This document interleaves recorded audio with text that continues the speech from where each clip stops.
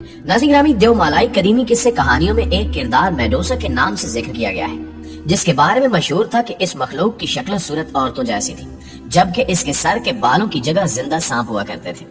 सवाल यह है कि क्या ये मखलूक वाकई वजूद रखती थी और खिलाफत उस्मानिया के दौर में इटली के अफराद ने इसकी कब्र कैसे तलाश की और सुल्तान मोहम्मद फातेह को कब्र के एवज कितनी रकम की ऑफर की गई और ये कि सुल्तान मोहम्मद फातेह ने क्या जवाब दिया। आज की ज़ेरे नजर वीडियो मेडोसा नामी देवमालाई किरदार के गिर्द घूमती है, जिसकी पुरअसरारियत आज भी इटली, रोम और दीगर इलाकों में बदस्तूर मौजूद है। इस किरदार की हकीकत जानने के लिए वीडियो स्किप किए बगैर आखिर तक जरूर देखिएगा। तो आइए चलकर मौजू का बाकायदा आगाज करते हैं। मुअज़्ज़िज़ ख़वातीन व हज़रात, मेडोसा कदीम यूनान के अफसानों की एक गैर मामूली शख्सियत में से एक है, जो अपने सांप जैसे बालों और पुरअसरार निगाहों की वजह से मशहूर थी और कोई आदमजात इसको कत्ल नहीं कर सकता था। इसलिए जैसे ही किसी की नजर इसकी शक्ल पर पड़ती, वो आदमी पत्थर का हो जाता। इस किरदार को एक अफसानवी किरदार माना जाता है, जिसकी सच्चाई का इल्म किसी को भी नहीं है। लेकिन जहां अल्लाह ताला ने हैरान कुन और देव हेकल मखलूकात तख्लीक फरमाई है, वहीं मुमकिन है कि कोई ऐसा किरदार तारीख में मौजूद हो और बेशतर इंसान इस किरदार को देवमालाई तस्वर करते हो। दुनिया में कई अफराद तो ऐसे भी हैं जो जिन्नात पर भी यकीन नहीं रखते।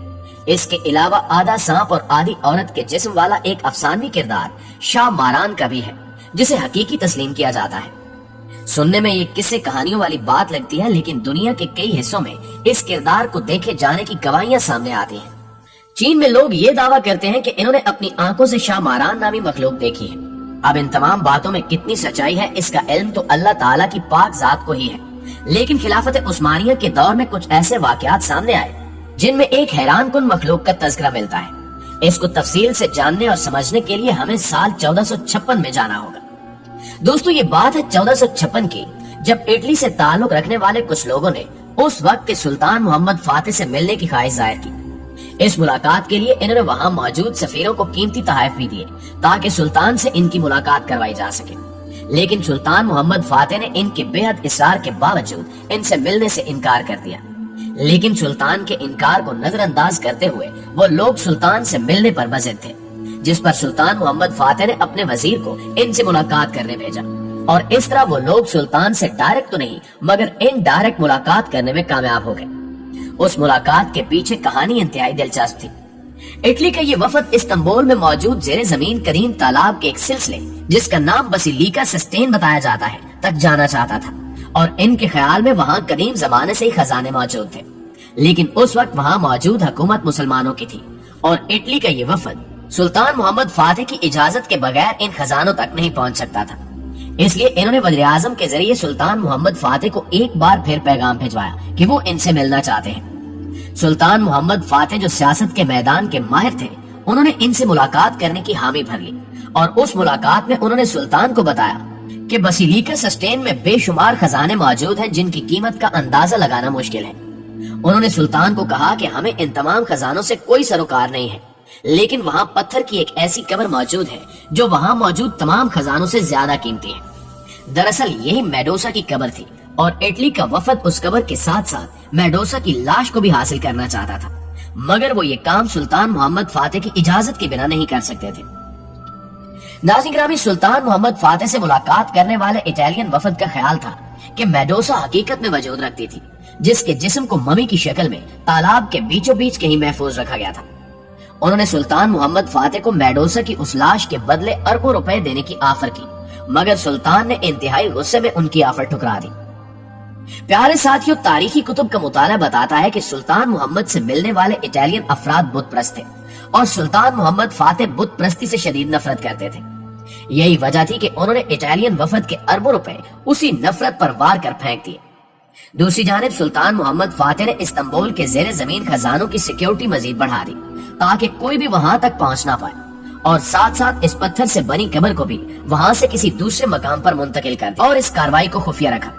यहाँ तक कि सालों बाद इसका इल्म खिलाफत उस्मानिया के आखिरी बासर बादशाह सुल्तान अब्दुल हमीद को हुआ।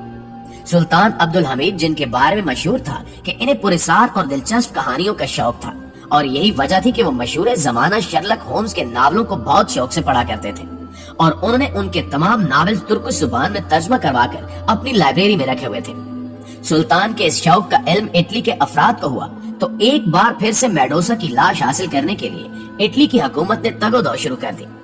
वो लोग जो पहले सुल्तान मोहम्मद फातेह के पास मेडोसा की लाश को लेने के लिए आए थे, उन्हीं लोगों की तंजीम ने एक बार फिर सुल्तान अब्दुल हमीद से राब्ता किया, जिनसे बातचीत और तफ्तीश करने के बाद सुल्तान अब्दुल हमीद समझ गए कि ये लोग मशहूर शैतानी तंजीम फ्रीमैसन से ताल्लुक रखते हैं। यही वजह है कि सुल्तान मोहम्मद फातेह की तरह सुल्तान अब्दुल हमीद ने भी इटालियन अफराद को क्लीन चिट देते हुए रुखसत कर दिया और मेडोसा की लाश या उसकी कब्र तक रसाई नहीं दी। मुअज़्ज़िज़ ख्वातीनो हज़रात, जब सारा मामला सुल्तान अब्दुल हमीद के इल्म में आया तो हासिल होने वाली मालूमात की रोशनी में सुल्तान ने खुद इस मामले की तह तक पहुंचने का इरादा किया। इसलिए सुल्तान अब्दुल हमीद ने अपने सबसे काबिल इंटेलिजेंस ऑफिसर्स को मुंतखब किया और इस पुरस्कार कब्र को खोलने का फैसला किया गया, जिसके मुतालिक दावा था कि यह कब्र मेडोसा की है। जब उस कब्र को खोल कर देखा गया तो वहां मौजूद हर इंसान हैरत ज़दा रह गया। उन्होंने देखा कि एक सांप की शक्ल वाली मखलूक मम्मी की सूरत में रखी गई थी, जिसका ज्यादातर हिस्सा सड़ चुका था। सुल्तान अब्दुल हमीद ने वहां मौजूद लोगों को हुक्म दिया कि इस बात को इंतहाई खुफिया रखा जाए, क्योंकि अगर ये बात लोगों तक पहुंच गई तो इनके दरमियान इस हवाले से मसाइल पैदा हो सकते हैं। लेकिन सुल्तान के अलावा फ्रीमैसन भी ये बात जानते थे कि मेडोसा की लाश इस्तांबुल में मौजूद है। वो हर मुमकिन कोशिश में थे कि उस लाश को किसी तरीके से हासिल कर लिया जाए।